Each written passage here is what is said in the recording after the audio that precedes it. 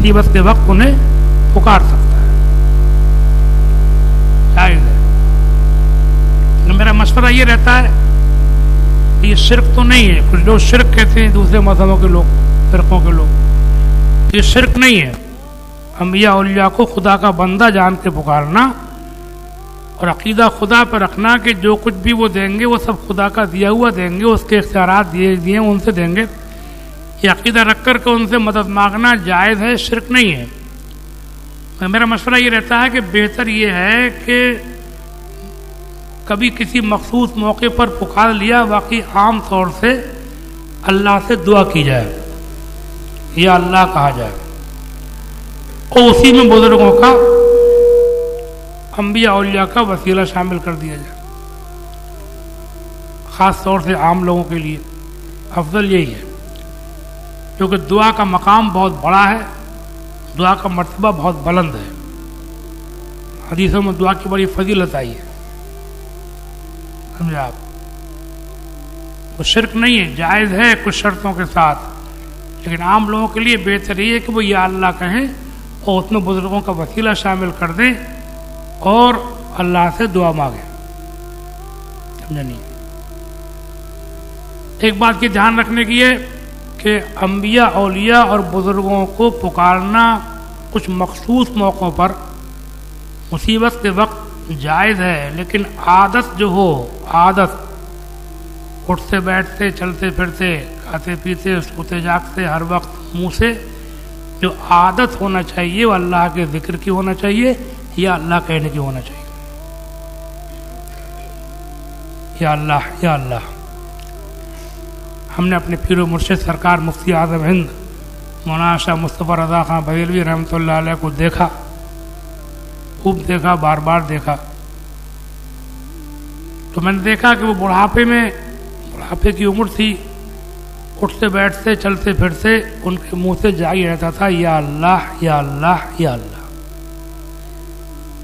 समझा। और खुद आला हजरत भी दुनिया तशरीफ ले गए तो उनकी ज़बान से जो आखिरी कलमा निकला था वो अल्लाह था।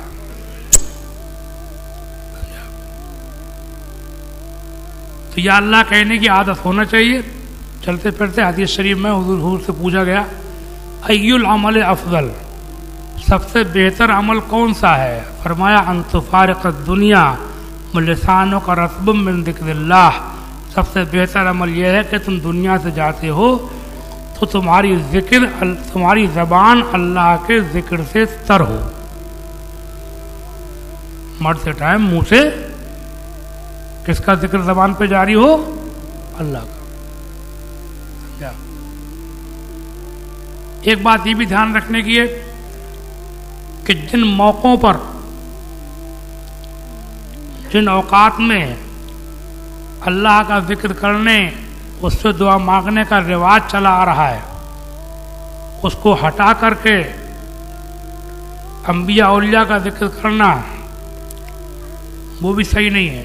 जो रिवाज है अल्लाह के जिक्र का, जैसे नमाज के बाद दुआ मांगना आया, नमाज पढ़ने के बाद दुआ मांगने की फजीलत आई है, हदीस भरी हुई, साबित है, राइज है। तो वहाँ पर जैसे कुछ लोग इस्तिग़ासा से इस्तिमदाद के शेर पढ़ने लगते हैं दुआ में, नमाज के बाद दुआ कहते हैं अल्लाह से मांगने को, इस्तिग़ासा और इस्तिमदाद कहते हैं अल्लाह के अलावा औरों से मांगना, जबकि ये अकीदा रखे कि अल्लाह ताला के दिए से दे रहे हैं। इसको कहते हैं इस्तिग़ासा, इस्तिमदाद, मदद मांगना, फरियाद चाहना। तो नमाज के बाद दुआ की फजीलत आई है, तो नमाज के बाद बेहतर ये है कि दुआ मांगी जाए। उस जगह दुआ को छोड़ करके बुजुर्गों को पुकारना, मदद मांगना अंबिया औलिया से, ये मुनासिब नहीं है। ये अल्लाह वालों से मोहब्बत करना नहीं है, बल्कि अल्लाह के जिक्र को ख़त्म करना है। पढ़ने लगते हैं कुछ लोग नमाज के बाद दुआ में शेर पढ़ने लगते हैं इस्तिग़ासे के। मेरा मशवरा ये है कि वो दुआ का मकाम है, उसमें बेहतर ये है कि जो दुआएं कुरान में हदीस में आई हैं वो दुआएं मांगी जाएं, वहाँ कुछ और ना हो। खुद आला हजरत ने जो नमाज के बाद पढ़ने की दुआ लिखी है, बहुत सुनी होगी आपने, सजरे में है, नमाज के बाद पढ़ने के लिए कहा गया है। तो उसमें भी हर शेर के शुरू में या इलाही, क्या है, या इलाही, सुनी होगी आपने। या इलाही हर जगह तेरी अता का साथ हो, जब पड़े मुश्किल शहे मुश्किल कुशा का साथ हो। या इलाही भूल जाऊं नज़र की तकलीफ को, शादी दीदारे हुस्ने मुस्तफ़ा का साथ हो। आप गौर करना, हर शेर के शुरू में क्या है, बोलो, या इलाही। या इलाही जब पड़े महशर में शोरे दारोगीर, अमन देने वाले प्यारे पेशवा का साथ हो।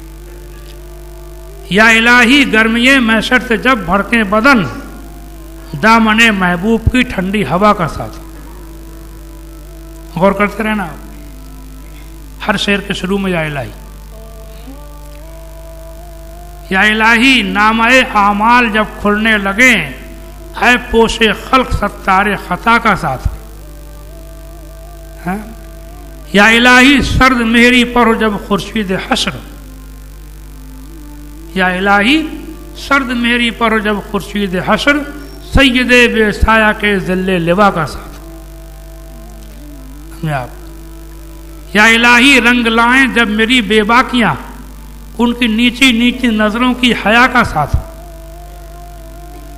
या इलाही जब चलें तारीख राह पुलसरात, आफताब हाशमी नूरुल खुदा का साथ हो। या इलाही जब सरे शमशीर पर चलना पड़े, रब्बे सल्लिम कहने वाले गमजुदा का साथ हो। या इलाही जो दुआएं नेक हम तुझसे करें, कुदसियों के लब पे आमीन रब्बना का साथ हो। या इलाही जब रजा ख्वाबे गिरां से सर उठाएं, दौलत बेदार इश्क मुस्तफ़ा का साथ। हर शेर के शुरू में क्या है, इस दुआ के बारे में मैंने कहीं पढ़ा है कि लिखा है कि ये नमाज के बाद की लिखी नमाज पढ़ने के लिए।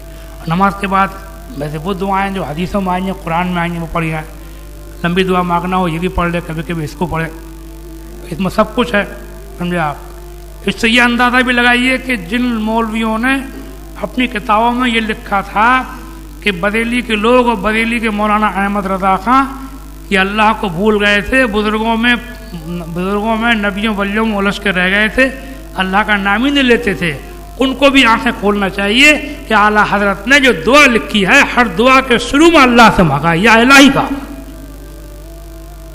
न किसी बुजुर्ग से इस्तिगासा है, न किसी से इस्तिमदाद है। हर शेर के शुरू में क्या है, बोलो, या इलाही। ये अल्लाह को भुलाने की बात है, नहीं है, ये भूले हुओं को अल्लाह की याद दिलाने की बात है। मैं दुआ करता हूँ कि परवरदिगार आलम हम सबको अम्बिया औलिया से बेपनाह मोहब्बत अता फरमाए, और हर वक्त चलते फिरते उठते बैठते खाते पीते जो अम्बिया औलिया का तरीका है, उनका शेवा है, उनका तुर्रे इम्तियाज है, ज़िंदगी का उनकी एक अजीम उसवा है, जो रसूल करीम की सबसे बड़ी सुन्नत है, चलते फिरते उठते बैठते हर वक्त अल्लाह का जिक्र करना। अल्लाह ताला हमें भी अपना जिक्र करने की तौफीक अता फरमाए, और मरते टाइम भी ज़बान से अल्लाह का नाम जारी हो जाए। अस्सलामु अलैकुम रहमतुल्लाहि व बरकातहू।